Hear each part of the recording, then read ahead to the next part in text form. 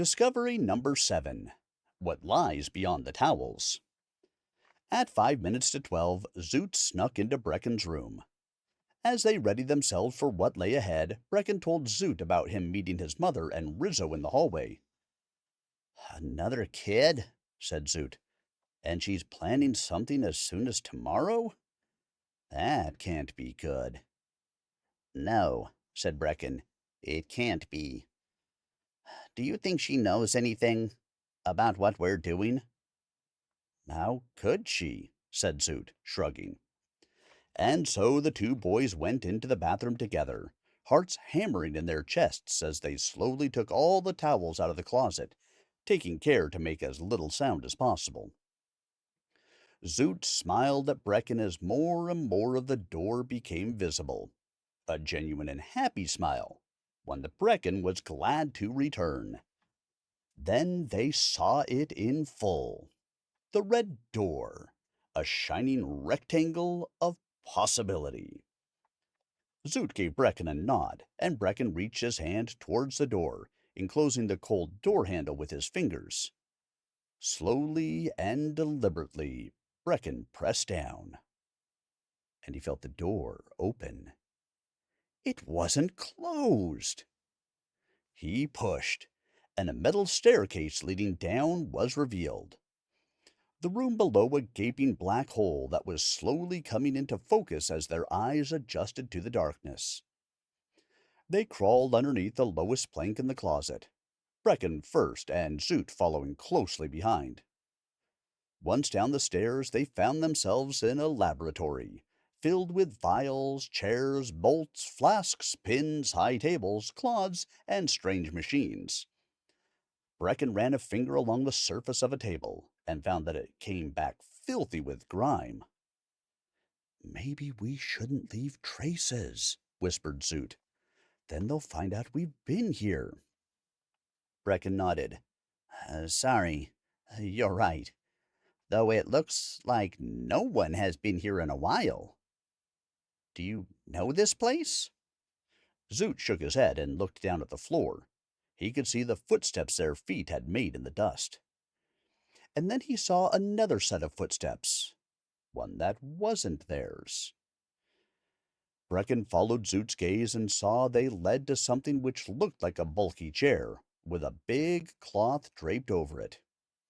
He made his way over to the chair and looked behind him to see Zoot still rooted into the same spot, though he did swallow and nod tightly to signal Brecken to go on. Brecken hovered with his hands above the cloth for a moment, then grabbed it and firmly yanked it away. "No!" came a shaky breath out of Zoot's mouth. Brecken turned around and saw that Zoot stood fixated, and seemed as though he was either about to start screaming or about to faint. "Don't scream!" croaked Brecken, though he himself felt the room spin and his stomach with it. He tasted bitter at the back of his mouth. "Then it will all be for nothing." On the chair there was the body of a girl. Brecken instantly knew who it must be. Mo, Zoot's friend. Zoot took a few shaky steps forward, his face crumpling. He sagged to the ground. Brecken kneeled down, feeling unsteady himself, and put his arms around Zoot. He felt his shirt become wet, but at that moment he couldn't care less. "I just wanted to believe she was safe," whispered Zoot, his voice breaking. "I know," said Brecken. They sat like that for a while, until Brecken felt Zoot's heaving breaths steady out. Then he wiped his own face, gently stood up, and put the cloth back over the girl. He offered Zoot a hand. "Here, let me take you out of here." Zoot nodded absent-mindedly. He let himself be led back up the stairs, and sat down on the bath as Brecken loaded the towels back into the closet, as though they'd never gone through the red door, as though nothing happened. When all the towels had been put back, Brecken took Zoot's hand and carefully pulled Zoot toward his room. He sat Zoot down on the bed. Zoot stared at nothing, his eyes slightly out of focus, his breath coming in short gasps. "She's dead," said Zoot.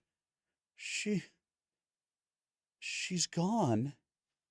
Breckan just nodded and put his hand down on Zoot's shoulder, not sure what else he could do or say. Zoot scrunched up his face. She's really gone. My my little mouse, Miss Mousie, is really gone." That made Breckan tense up. "Little Miss Mousie?" Despite everything, Zoot gave Breckan a shaky smile through his tears. "It's what we used to call her. You," he swallowed.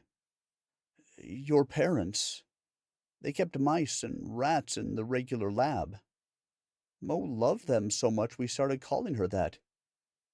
Little Miss Mousie," said Breckan, thinking and choosing his next words carefully. "Zoot, I'm not so sure that she's dead." "What do you mean? We saw her." "I know," said Breckan. I I know. And I know this is going to sound ridiculous, but, well, maybe it is not as ridiculous as all the rest of the things that have been happening here. Well, I think your friend may have been turned into a mouse." Zoot laughed a scoffing laugh. "What?"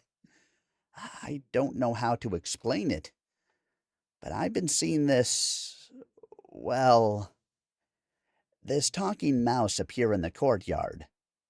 The guard called her Little Miss Mousie, and he said she'd been spilling her friend's blood. It didn't make sense at the time, but now I think it may be mine." Zoot looked up. "She could have knocked over the vials of blood your parents extracted from me to try and slow down their experiments." "Ah." He exhaled air out of his nose. "That does sound like her, and—" He looked Breckan in the eye. "You're not just saying this to stop me from spiraling? Though I'm glad to see you breathing normally again. I'm not just saying it because of that." "Okay," he said. "We have to get her out." "We will," said Breckan, though he wasn't sure how. "Though I don't think we'll be able to do much else before tomorrow.